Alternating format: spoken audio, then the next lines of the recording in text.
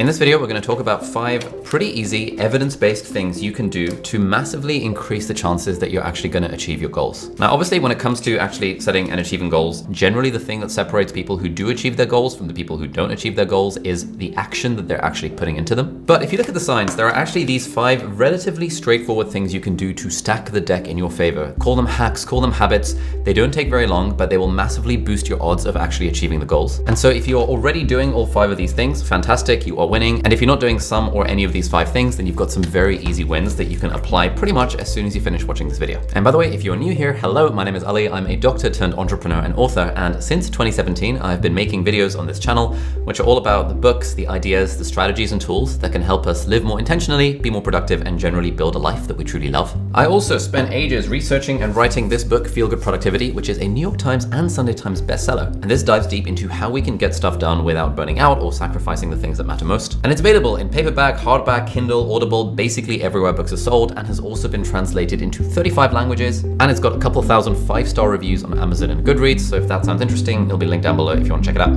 All right, so let's start with point number 1. Now here I want to play you this clip from a guy called Jim Rohn. Now Jim Rohn was a multimillionaire success coach guy based in the US, but at age 25 he was completely broke, but he managed to get mentored by this business tycoon guy called Mr. Shoaff. And here he is talking about an interesting encounter with Mr. Shoaff that completely changed his life. Not long after I met Mr. Shoaff, we're having breakfast one morning. Mr. Shoaff said, "Mr. Rohn, now that we've gotten acquainted, we know each other fairly well," he said, "maybe one of the best ways I can help you," he said, "let me see your current list of goals. Let's go over them and talk about it." And I said, "What? I don't have a list." He said, "Well, Mr. Rohn, if you don't have a list of your goals," he said, "I can guess your bank balance within a few $100s, which he did. And that got my attention. I said, "You mean my bank balance would change if I had a list of goals?" He said, "Drastically." So that day I became a student of setting goals. And I've used it to dynamically affect my life. I've taught it to some of my business colleagues. We use it to do business around the world. Setting goals. So this is interesting. Write down your list of goals. I'm curious, do you have a list of goals written down somewhere? Could you bring them up if someone asked you to see them? But you might be thinking, this seems a bit too good to be true. This is just some like personal development guru. It's like, it surely can't be that basic as just writing down your list of goals. Do we have any actual science or research to back this up? And to that, I would like to draw your attention to this study from the Dominican University. And these guys were basically testing, does writing down your goals compared to not writing them down change your chances of achieving said goals? So on the y-axis, we've got average goal achievement, and then we've got 2 groups. One group did not write down their goals, and the other group wrote down their goals. This was the average goal achievement for the group that set goals but did not write them down. And this was the average goal achievement for the group that set goals and did write them down. The researchers found that if you write down your goals, you're around 42% more likely to actually achieve them. Now, I don't know about you, but if I could improve by 42% the probability of me actually achieving the goals I've set for myself simply by writing them down, I would probably do that because it doesn't take that long to write down your goals. And that is why our evidence-based strategy number 1 for achieving your goals is to simply write them down.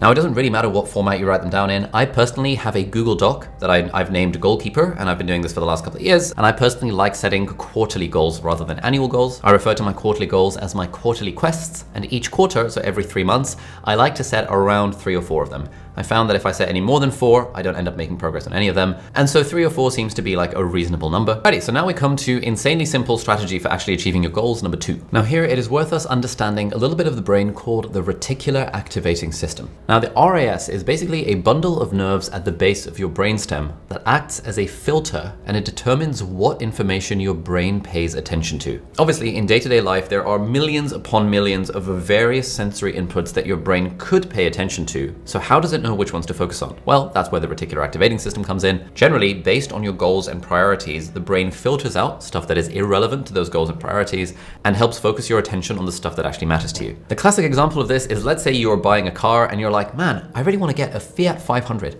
All of a sudden, by the fact that you've set the intention to buy potentially a Fiat 500, you will suddenly start seeing Fiat 500s literally everywhere you look. And that is not because all of a sudden when you decided to set the goal of buying a Fiat 500, suddenly everyone else also bought Fiat 500s. It's because because of your reticular activating system, because you have set this as a goal for yourself, your brain is more likely to notice all of the Fiat 500s that are floating around the place. And so strategy number 2 for drastically improving our chances of actually achieving our goals, it's to actually look at those goals that you've written down every single week, if not every single day. Mistake number 1 that people make is that they don't set goals in the first place, but you're not going to make that mistake because you're watching this video. Mistake number 2 is that if they do set goals, they don't write them down.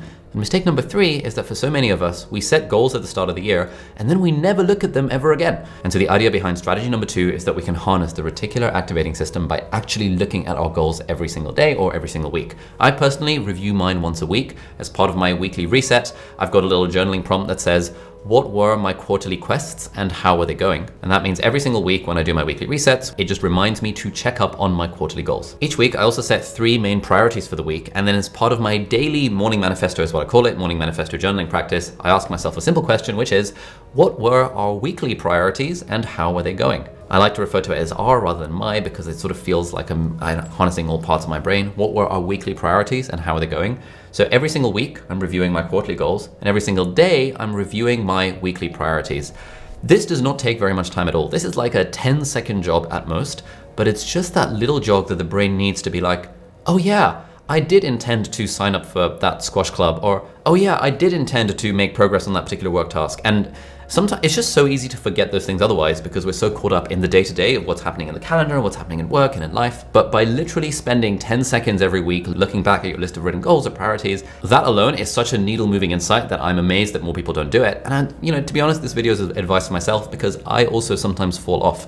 I know all the studies, did a shit ton of research for my book talking about all this stuff, and still I forget sometimes to do my weekly reset where I look at my goals. And sometimes a couple of weeks pass where I haven't looked at my list of goals, and I'm like, damn, I've actually been less consistent with the goals that I set because I simply forgot to look at them. Oh, by the way, if one of your dreams or goals is to potentially grow an audience or to generate consistent revenue or turn whatever expertise you have into a full-time gig, you should definitely check out the Future of Newsletters report from HubSpot, who are very kindly sponsoring this video. And you can download this report completely for free using the link in the video description. Now, having an email list and a newsletter is one of the most underrated, I guess, social media platforms out there, in that it's sort of like a social media platform, but it's also sort of not. It is in the sense that you can directly connect with your audience, but it's not in the sense that you actually own the platform of your newsletter rather than building the house on borrowed land, as it were. And this free report is packed with tips and insights to help you create and improve your own newsletter, whether you're a business owner or a content creator. I've personally had my own email newsletter since April 2018, so it's been over 6.5 years that I've been sending it every single week. And one section I really loved from the report is that it talked about a bunch of different ways that you can generate recurring revenue through subscriptions and a bunch of actionable ideas along that vein. This resource is made completely for free by HubSpot, who are today's video sponsor, so thank you very much for them for making this video possible, and do check out the free report in the video description. All right, let's move on to strategy number 3, and here we can cite this meta-analysis of, I think, 138 studies that covered nearly 20,000 participants, and the authors of the meta-analysis found that one simple strategy that you can use to improve your odds of goal attainment is simply to monitor your progress regularly. In my case, for example, in my weekly reset thing,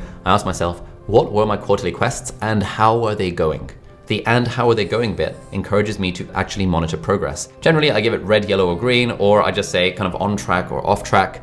Just even that is enough for me to monitor the progress that I'm making towards my goals. Every single day when I make the time to do my morning manifesto and I ask myself, what were our priorities for the week and how are they going? Again, I'm monitoring progress. I defined the most important priorities at the start of the week, and now I'm just checking in with myself to see how am I actually doing in achieving them. The other way that I personally like to do this monitoring progress thing, it's also fairly simple. I use an app, Things3, for my to-do list. And within Things3, I have the various projects that I'm working on. So I've got, you can ignore Iram and Angus. This is sort of 2 of my team members that I delegate stuff to. So that is a project because of delegation and stuff. But I basically split up my project into work and life. And you can see I've got these 4 different projects under work: company relocation, Life OS, Mastermind, and Learn AI agents. And I've got get food on autopilot because I'm sorting out like some sort of food situation for my life. These are a couple of the projects that I'm actively working on. And about once a week when I update my projects list, I will just put a little emoji of like yellow or green.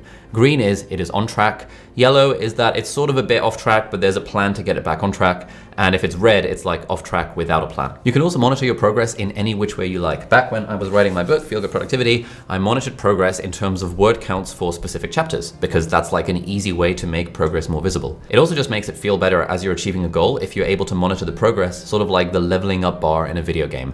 As you're killing the monsters and doing the quests, you're leveling up, your experience meter is filling, and there's something very satisfying about that. But what the evidence suggests is that people who just take a small amount of time to regularly monitor the progress of their goals are significantly more likely to actually achieve them. And that is why that is point number 3, monitor your progress. Again, super easy, super simple, doesn't take very long. If you're not monitoring the progress of your goals, you are leaving a lot of free kind of goal attainment points on the table, and you just might as well start doing it because why not? All right, let's move on to fairly simple strategy number 4. And this comes from a psychologist called Gabrielle Oettingen, and it's a strategy called mental contrasting. Now, mental contrasting is the idea where you basically visualize something that you want in the future, but it's not just about visualizing the outcome. We find that people who spend too long visualizing having already achieved their goals, actually in some studies are less likely to achieve those goals.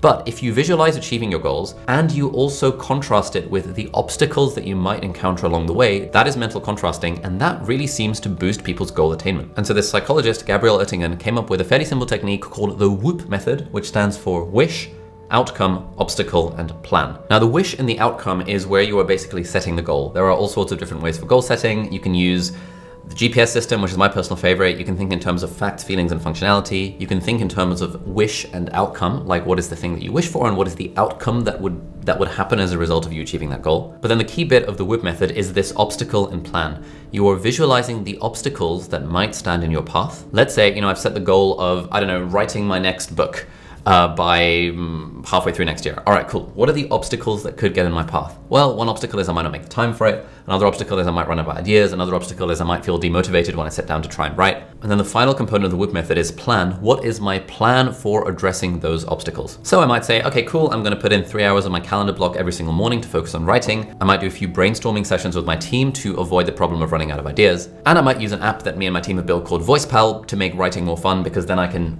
write the book while talking rather than while simply typing on a computer. And so strategy number 4 that we have here is visualize obstacles and to make a plan. Again, doesn't take very long to do. Each time you set a goal, you can just spend literally 3 minutes thinking to yourself, okay, cool, wish, outcome, W-O, obstacle, plan. What are the obstacles that could get in my way, and what's my plan for overcoming those obstacles? And again, according to the research, this will drastically improve your odds of actually achieving the goal. And then finally, we come to fairly easy strategy number 5, and that is to tie them to an identity. Now, the classic example of this is that there was a study where they looked at voting.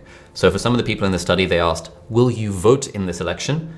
And for the other half, they asked, will you be a voter in this election? And they found that the people who were asked the question of will you be a voter were way more likely to vote than the people who were simply asked, will you vote? Will you vote is an action. Will you be a voter is an identity. So the key thing here is wherever possible, when you've got your goals, you want to just sort of spend an extra 20 seconds to tie them to an identity. For example, one of my goals is to reduce my visceral abdominal tissue because, genetics and stuff, and I want to live longer and healthier, and I've been reading Outlive by Peter Attia. Now, setting the goal of improving my bench press or reducing my visceral adipose tissue or all that kind of stuff is all well and good.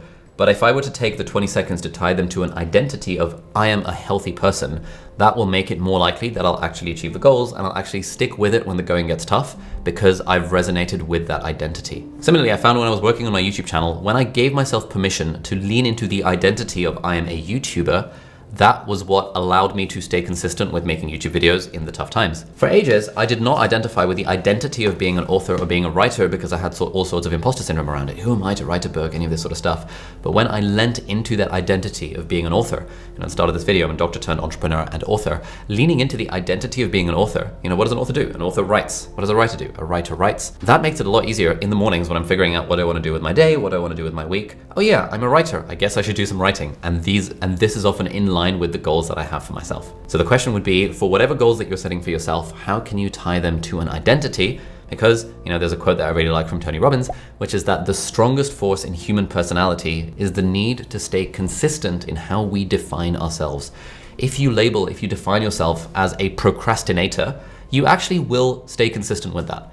If you define yourself as a YouTuber, you're more likely to stay consistent with that. If you can get over the imposter syndrome and define yourself as a high performer or as an entrepreneur, you're more likely to do the sorts of things that high performers or entrepreneurs or healthy people or whatever the thing might be. You're more likely to actually do those things. Therefore, you're more likely to achieve your goals in that domain. Now, if you incorporate all these 5 things, which I hope you do because they're super easy to do and you might as well, and they're evidence-based and they work.